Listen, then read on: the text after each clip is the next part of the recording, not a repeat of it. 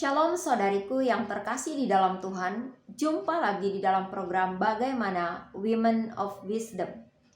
Tema kita hari ini adalah Jika aku lemah, maka aku kuat. Bacaan Alkitab kita dari 1 Petrus 3 ayat 12a.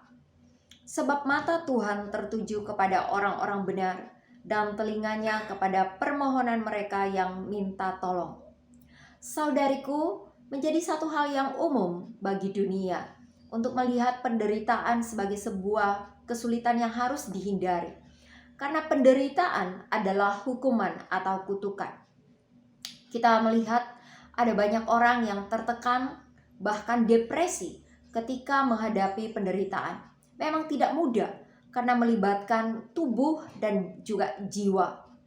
Ini melibatkan keutuhan seorang manusia di dalam menghadapi penderitaan. Sehingga ini menjadi satu hal yang berat.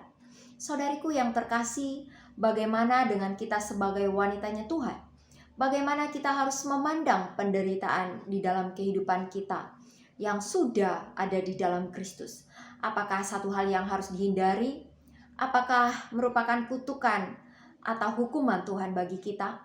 Tentunya jika kita berjalan bersama Kristus dari hari ke hari, maka penderitaan atau kesulitan hidup mestinya merupakan sesuatu yang membuat kita harus bermegah di dalamnya. Atau membuat kita ini bersyukur melaluinya. Mengapa? Kita boleh melihat contohnya di dalam kehidupan Paulus. Seperti yang tercatat di dalam 2 Korintus pasal 12. Di sana Paulus bahkan mengatakan, jika aku lemah, maka aku kuat. Mengapa? Paulus adalah seorang rasul yang mendapatkan penyataan Allah yang begitu besar, diangkat sampai ke surga. Tetapi kemudian diberikan satu duri di dalam daging, yang berarti sebuah kelemahan, ketidaknyamanan hidup, sebuah penderitaan yang harus dialami selama 14 tahun sampai pada saat Paulus mengungkapkannya di dalam 2 Korintus pasal 12. Namun di dalam penderitaan ini bahkan Paulus berseru kepada Tuhan untuk mengangkat penderitaan ini. Namun Tuhan mengatakan bahwa kasih karunia Tuhan cukup. Tuhan mendengarkan seruan Paulus dan mengatakan bahwa justru di dalam kelemahanlah kuasa Tuhan sempurna di dalamnya.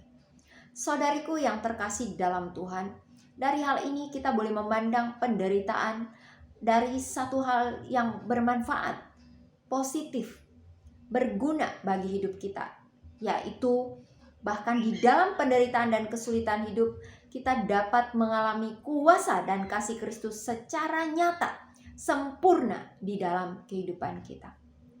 Oleh karena itu, sekalipun ada satu penderitaan fisik di dalam tubuh kita, kita merasa kelemahan, mungkin ada yang sakit, biarlah ini tidak membuat kita berkecil hati atau mengasihani diri. Tetapi justru biarlah dengan berseru kepada Tuhan yang melihat dan mendengar segala seruan doa kita di tengah-tengah pergumulan, biar kita boleh mengalami kuasa Kristus itu nyata di dalam segala kelemahan kita.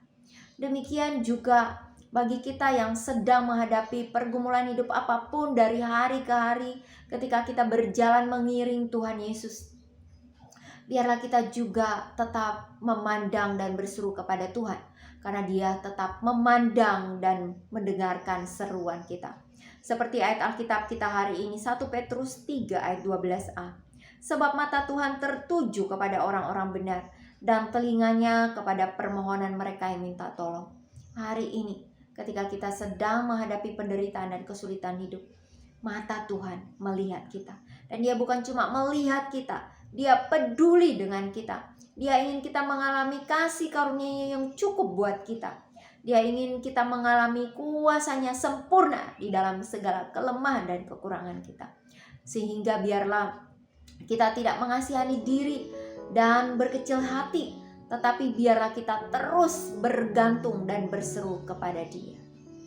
Mari kita berdoa.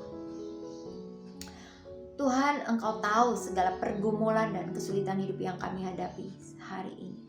Segala penderitaan yang sedang kami gumulkan, Engkau tahu Tuhan. Kami berseru memohon pertolongan Tuhan. Kiranya Tuhan menyatakan pertolongan-Mu bagi setiap anak-anak-Mu, para wanitamu Tuhan yang berseru hari ini. Kami percaya Engkau sedang melihat dan memandang kepada hati kami yang terdalam, rintihan jiwa kami Tuhan. Dan kami percaya Engkau menjawab setiap doa dan pergumulan kami. Terima kasih Tuhan. Kami berdoa di dalam nama Tuhan Yesus. Amin.